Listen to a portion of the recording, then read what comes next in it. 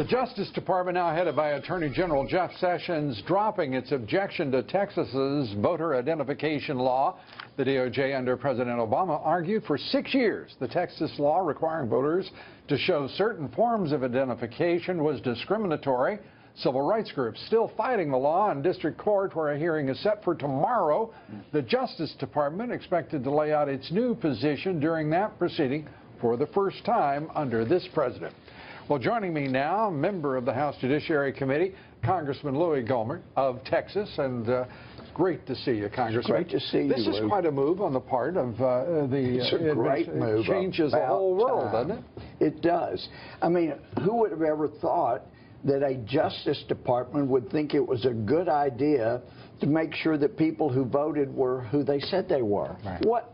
What an incredible idea. The American people have got to just scratch their heads, though, when they watch this town and the Democratic Party in particular insist that it's discriminatory to have identification when identification is required for all people. Everything. And all over this town and across the country. Yeah, to get into the Democratic National Convention, you have to have a government-issued photo ID. So why How about to drive a car? Well, how about to get on an airplane? Get a cigarette, get something to drink. And this may be more important than getting something to drink. But anyway, it's just ridiculous. And states, now we've got some track records. We've had states that have been doing this, requiring photo ID, and they've had more minority turnout, not less.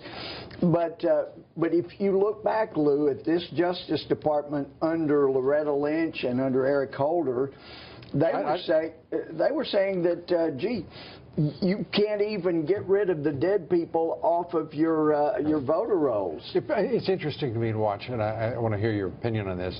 The Democrats having a fit because President Trump called for an investigation, that's all, to make sure that we have electoral integrity in this country, to check the rolls, to check whatever is going on. And they say, no, false. There's no sign of voter fraud. That's why you investigate, to see if there, in fact, Lou, is. I had a flashback.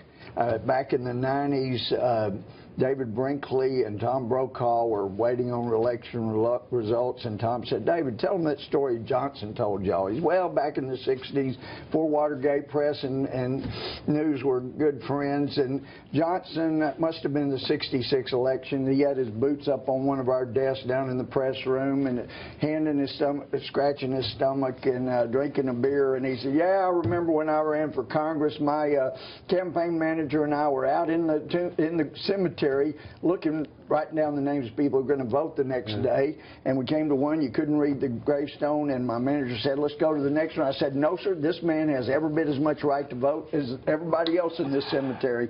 That stuff goes on. It must go on for them to raise this kind of havoc over Trump saying, let's be sure that these have some integrity. You know, in the history of things, Johnson, of course, and Coke Stevenson with their. You know your history. That's that still lives in Texas infamy. Yeah. This president, you look to me like a man who's enjoying Washington more than I've ever seen you. That's made a difference in your life, hasn't it?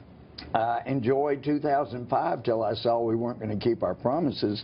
But yes, I've been enjoying this year far more than I ever had. Yeah. You think he's going to get it done? Is he going to be able to fulfill all of his promises? A lot of that Lord knows he's trying, but what about the leadership of your party? Well, and that's the thing. I keep hearing people downplaying what we're going to be able to accomplish.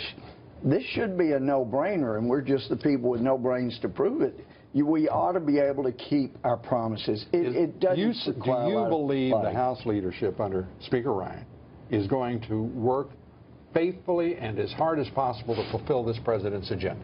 Straightforward. We're out of time.